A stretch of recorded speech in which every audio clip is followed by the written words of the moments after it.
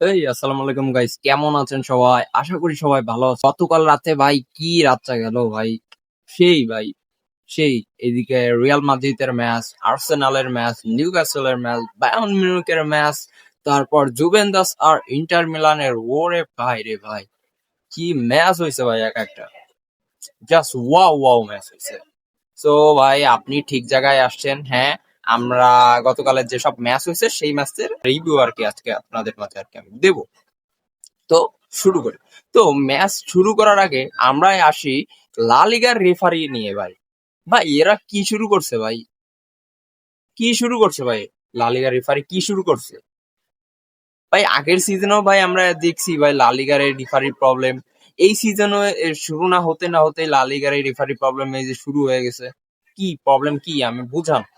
এমনি হইলে তো হবে না ভাই। একটা লিগ খারাপ হয়ে যাবে টোটালি যদি তাদের এরকম বাজে ডিসিশন হয় রেফারি।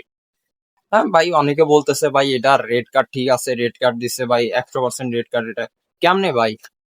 তো আপনাদের আপনাদের কিছু আমি মানে রেড কার্ড আর কি দিছে, এর কয়েকটা রুল আছে। রেড কার্ডের এমন না যে কোনো রুল নাই। আপনাদের আমি রুল গুলো বলতেছি। এক নম্বরে ভাই, গোল পোস্ট থেকে আপনার ডিস্টেন্সে ক্লোজ হইতে হবে অ্যাটলিস্ট। আপনার কি মনে হচ্ছিল যে গোল পোস্টে ক্লোজে ছিল প্লেয়ার? বলেন, গোল পোস্ট থেকে কি ক্লোজে ছিল? ওইখান থেকে এরকম একটা বড় ডিস্টেন্স এসছে, শুট দিয়ে আপনার গোল দিয়ে দেবে? বলেন। আর আপনার ওই পাশে গোলকিপারের কি ছিল? কর্তুয়া ভাই, থিবো কর্তুয়া ছিল ভাই। বলেন। 2 নাম্বার রুল, আপনার অ্যাটাকারের যেই মুভমেন্ট, এটা অবশ্যই গোল করার মতন হইতে হবে, অবশ্যই এটা ছিল। এই 2 নাম্বার রুল ঠিক আছে, ঠিক আছে 2 নাম্বার রুল। আর 3 নাম্বার রুল ভাই, 3 নাম্বার রুল আপনার একদম ক্লিয়ার চান্স। গোল করার মতন যদি একদম একটা ক্লিয়ার যদি চান্স থাকে যে এটা গোল হবেই, আপনার কি মনে হয় এটা আপনার গোল হবে? এতটা 100% শিওর দিয়ে বলতে পারবেন যে ওই জায়গাতে শট দিলে গোল হবেই হবে? আপনি বল নিয়ে যাচ্ছেন, আপনার বাম পাশে আছে আপনার মিলিতাও। মিলিতাও আপনার আইসে তো আপনার ক্লিয়ারেন্স করে দেবে ভাই। অবশ্য দা চিল গায়ে আপনার মানে এক্সপিরিয়েন্স এর অনেক ঘাটতি আছে, এর জন্য ওইখান থেকে প্লেয়ারটারে আর কি আপনার ফাউল করছে। ঠিক আছে, কিন্তু ওইখান থেকে যদি ফাউল নাও করতো, বলটা নিয়ে যদি আপনার যেহেতু রান মেক করতেছিল, আপনার এই পাশে বাম পাশে আপনার মিলিতাও আছে, ও আইসেও তো আপনার ক্লিয়ারেন্স করে দিতে পারতো ভাই। 4 নাম্বারে ভাই দেখেন ভাই, ওইখানে অবশ্যই 2টা ডিফেন্ডার ছিল। আমারকে দা চিল গাই আপনার ফাউল করছে। তো ফাউল করছে ওটা, রেফারে এসে সুতাসুতি রেড কার্ড দিতেছে ভাই। ভাই এটা রেড কার্ড কেমনে হয় ভাই আপনি বলেন? আপনি ভাবতেছেন যে এইটা মানে গোল, প্লেয়ার গোল পোস্ট থেকে ওই জায়গা থেকে গোল দিতেও দিলেও দিতে পারতো। এরপর আপনার গোল পোস্ট আপনার অনেক কাছে থাকলেও থাকতে পারতো।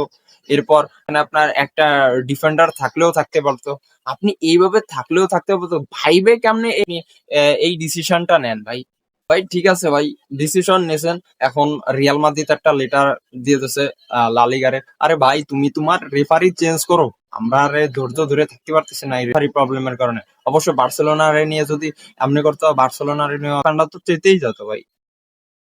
ভাই ঠিক আছে, রেড কার্ড দিছে, রেড কার্ড উঠাই দিছে একটা প্লেয়ার। আরে ভাই রিয়াল মাদ্রিদ তো ভাই, রিয়াল মাদ্রিদ 10টা প্লেয়ার নিয়ে খেলুক, 9টা প্লেয়ার নিয়ে খেলুক, রিয়াল মাদ্রিদ রে ভাই দিচ্ছে তাও। ৪৪ মিনিটে ভাই ক্লিয়ার এমবাপ্পের একটা মারাত্মক অ্যাসিস্টে আপনার আর্দা গুলার আপনার গোল আছে। এবং আপনি দেখতে হবে যে ভাই আর্দা গুলার আর কি অনেক একটা ট্যালেন্টেড পোলা, বুঝছেন? কারণ দেখেন, এমবাপ্পের বল দেওয়ার পরে আর্দা গুলার, এমবাপ্পে তো রান মেক করছে ভাই। The great, great Mbappe, the greatest player in this generation run make করার জন্য। Speed, acceleration, Mbappe the best. Mbappe আপনার দেশে ভাই বল পাইছে, বল নিয়ে আমি তো দৌড় দেবো ওই ভাই দেশে, বল নিয়ে দৌড় দিছে, ডি বক্সের ভিতর ঢুকে গেছে। আর এইদিকে দেখেন আর্থা গুলার, গুলাটা কিন্তু দেখতেছে যে এমবাপ্পের কাছে বল, এই করে ডি বক্সের ভিতরে যাইয়ে একটা পজিশন নেছে, মারাত্মক পজিশন। এমবাপ্পেও দেখছে যে পোলাটা উইসে দাঁড়ানো, আসতে কালে আমি একটু অ্যাসিস্ট করি, অ্যাসিস্ট করছে আর্থা গুলার। What a finishing! Real Madrid যে একটা ক্রিয়েটিভ প্লে মেকার, এই ক্রিয়েটিভ প্লে মেকারের অবশ্যই রিয়াল মাদ্রিদ প্রবলেম আছে। দ্য চিল গাই যখন আপনার রেড কার্ড খায়, তখন রেড কার্ড খাওয়ার পর আপনার ডিফেন্স থেকে এবং মিড থেকে যে বলগুলো, এইগুলো আপনার রিয়াল মাদ্রিদ আর কি উপরে আসতেছিল না, কারণ ওদের একটা ক্রিয়েটিভ প্লে মেকারের একটা অভাব। এইটা আর কি তখন আরো বেশি বোঝা যাচ্ছিল। যখন দা চিল গায় আপনার রেড কার্ডটা খাইয়ে যায়। আপনার রেড কার্ড দেখেন, ওই একমাত্র যে প্লেয়ার, ও আপনার ডিফেন্স থেকে উপরে বলরে অ্যাকুরেট পাস দেওয়া কিংবা আপনার ওয়ান টাইম পাস দেওয়া কিংবা মিডে এসে বলরে মানে আপনার স্ট্রাইকারের সাথে কানেক্ট করা, এইসব করতো, করেও।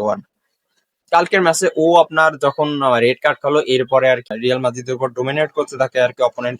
তো রিয়াল মাদ্রিদের উপর ভাই ডোমিনেট করতে যতই করুক ভাই, রিয়াল মাদ্রিদ হাই ডিফেন্স দিয়ে দিছে ভাই। আসেনসিওরে নামাই দিছে, আলভারে নামাই দিছে, ভালভার্দের তারপরে আপনার সাবস্টিটিউট করছে। কি কে গোল দেবে একে বিরুদ্ধে, কে গোল দেবে ভাই বলেন, বলেন। এখন আসি ইন্টার মিলান আর জুভেন্টাসের ম্যাচ নিয়ে। ভাই অনেকে বলে ভাই ইটালিয়ান লিগটা আপনার একটু ডিফেন্সিভ বেশি খেলে, এর জন্য অনেকে এদের খেলা আর কি দেখতে পছন্দ করে না। আরে ভাই, এই ম্যাচটা যদি আপনি মিস করেন তাহলে আপনি আসলেই মানে ভুলে যাবেন যে ইটালিয়ান লিগ আপনার এতটা অ্যাটাকিংও খেলতে পারে। ভাই কি ছিল না ম্যাচে, কি ছিল না তাই বলে একটার পরে একটা ব্যাঙ্গার গোল, একটার পরে একটা গোল, 7টা গোল হয়েছে এক ম্যাচে ভাই, 7টা গোল। জুভেন্টাসের হয়ে আপনার 14 মিনিটে আপনার কেলেই আপনার গোল করে প্রথমে একটা, জোস ভাই, সেই গোল দিছে। অবশ্য আপনার 30 মিনিটে থালানাগলু বুলেট ব্যাঙ্গার একটা শট দিছে ভাই, ডি বক্সের বাইরে থেকে। ওয়াও ভাই, ওয়াও ভাই, দ্য বেস্ট ডিফেন্সিভ মিডফিল্ডার থালানাগলু, হোয়াট এ গোল ভাই, জোস গোল দিছে ভাই থালানাগলু। ভাই ওর পজিশনটা দেখেন ভাই, ও জাস্ট বলটা পজিশন মতো নিয়ে বাম পাও দিয়ে শট দিলে বুম। জুভেন্টাসের 38 মিনিটের গোল হওয়ার পরে 65 মিনিটে ভাই চালানোগুলো আপনার জাস্ট বুক দিয়ে আপনি বলটা বাতাইলো, বাতাই এরপরে ডাইরেক্ট শুট, ভাঙ্গার ভাই, হোয়াট শট ভাই। ওর শটে ভাই এটা একটা বুলেট ভাই, বুলেট স্যার। 73 মিনিটে থুরাম গোল দিয়ে দেয়। এর পরেই আর এক থুরাম, জুভেন্টাসের থুরাম 83 মিনিটে গোল দিয়ে দেয় ভাই। মানে কি বলবো ভাই, মানে ওই পাশে আপনার থুরামের আব্বু বসে বসে দেখতেছি যে, আরে ভাই আমি তো দুই টিমেরই ভাই, আমার দুই টিমে আপনার আমার ছেলে আছে, সেই টিম আসবে সেই টিমই আমি খুশি। তো ম্যাচের 91 মিনিটে হ্যাট্রিক ভাই, বলটা জাস্ট আপনার পায়ের রাখলো, কোনো মানে স্পেস নিয়ে নেই আপনার পিছনে যে একটা মানে স্পেস নিয়ে কিংবা পাউটার একটু একটু বেশি টেনে নিয়ে একটা শোট দিব বুলেট, না, বল জাস্ট পায়ে এসে শুট, বুম, গোল। ভাই সামারে আপনার এরকমও গোল দিতে পারে। হইতে ভাই সেমিফাইনালে কি কি গোল ঠেকালো ভাই আর বার্সেলোনার, আর কালকে ভাই ও ঠেকাতেই পারে না ভাই এসব গোল ভাই। আর কেমনে ঠেকাবো ভাই এসব গোল, বুলেট ভাই, বুলেট গেছে। ওটা match, inter Milan versus Juventus. যদি বলেন আর্সেনাল এই সিজনের সবচেয়ে বেস্ট ম্যাচটা খেলে ফেলছে, তাহলে আমি বলতে পারি হ্যাঁ, গত ম্যাচে ওরা অনেক বেশি গোল দিয়েছে, অনেকগুলা গোল দিয়েছে, ঠিক আছে। কিন্তু এই ম্যাচে ভাই, এই ম্যাচে কিছু জিনিস খেয়াল করলাম যে হয়তোবা আর্সেনাল আর কি পরবর্তীতে ওদের বেস্ট পারফরমেন্সটা দিতে পারবে।